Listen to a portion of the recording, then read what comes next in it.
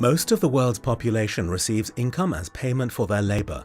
At the top of society, the affluent also accrue wealth via income from assets and investments. This means that incomes for the rich are significantly higher and grow faster than the meager incomes of the lower classes, who depend solely on wages and social programs.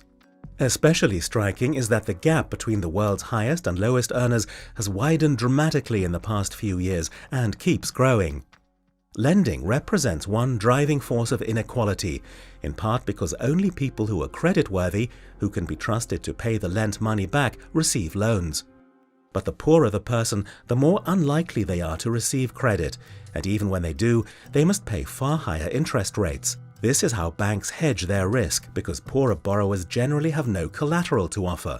But lending on its own isn't the problem. What makes the difference is how credit is used and what kind of incentives it provides.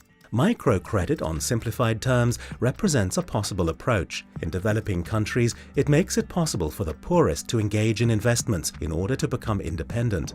Muhammad Yunus was awarded the Nobel Peace Prize in 2006 for this idea. The average loan awarded by the bank he founded, Grameen Bank, is $100. Through this avenue, millions of people have been able to increase their productivity and to carve a way out of poverty. On the other hand, the principle of lending can often lead to situations in which banks make loans that aren't backed by assets.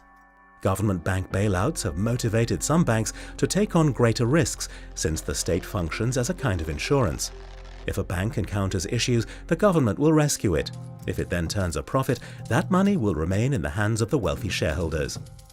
Nobel Prize winner for economics Joseph Stiglitz demands more government oversight of the financial system in order to prevent this kind of crisis from recurring.